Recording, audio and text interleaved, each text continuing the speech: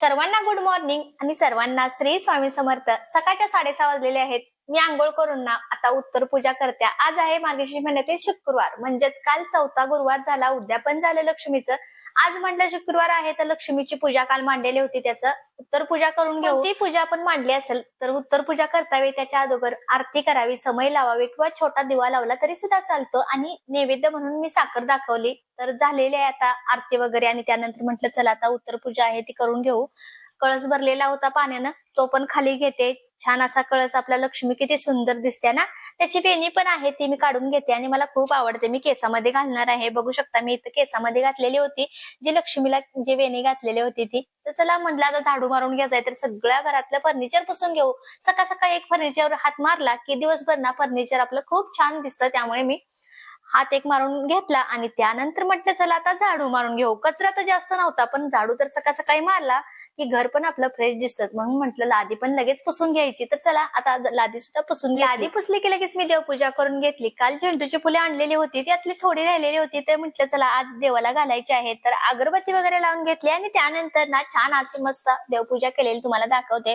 इथं बघू शकता फुलं सुद्धा घातलेली आहेत देवाला. जास्त काही नव्हती फुलं पण थोडी होती ना तेवढीच घातली. देवपूजा छान अशी करून घेतली. त्यानंतर विघ्नेश आणि मी बसलेले आहे नाश्ता करायला, म्हणजेच विघ्नेश नाश्ता करतोय चहाचा आणि बिस्किटचा आणि मी चहा पित्या.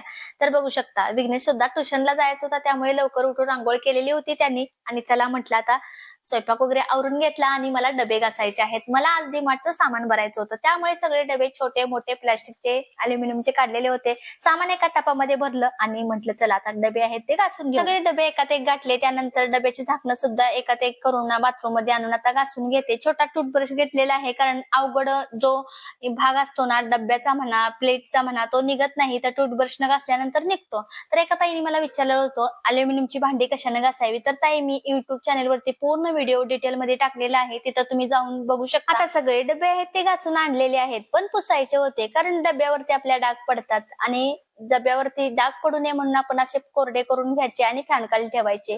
फॅन खाली डबे ठेवलेले होते सुकायला, तोपर्यंत म्हटलं चला सामान घेऊन आता सगळी तयारी मी करून घेतलेली आहे माझी. चाललेली आहे डीमार्टला. बाय सर्वांना. आणि आलेले आहे आता डीमार्ट मध्ये. आता काय काय सामान घ्यायचं होतं ते आठवण ना सामान घेत होते, कारण घरातून मी बघून आलेले होते काय आहे काय नाही, त्या हिशोबाने मी सामान घेत्या. दुपारची वेळ होती त्यामुळे जास्त काही गर्दी नव्हती. तर बघू शकता जास्त गर्दी नाही, त्यामुळे ना लवकर सामान घेऊन मी बाहेर आलेली होती, कारण ओंकारची वाट बघत होती. टप घेतलेला होता पण मला गाडीवरून घेता येणार नाही सामान, टप कसं घेणार, म्हणून मला ओंकार न्यायला आलेला होता. तर मी व्हिडिओ इथंच संपवते. व्हिडिओ तुम्हाला कसा वाटला नक्की कमेंट बॉक्स मध्ये सांगा. व्हिडिओ आवडला तर लाईक आणि सबस्क्राईब करायला विसरू नका. सर्वांना बाय.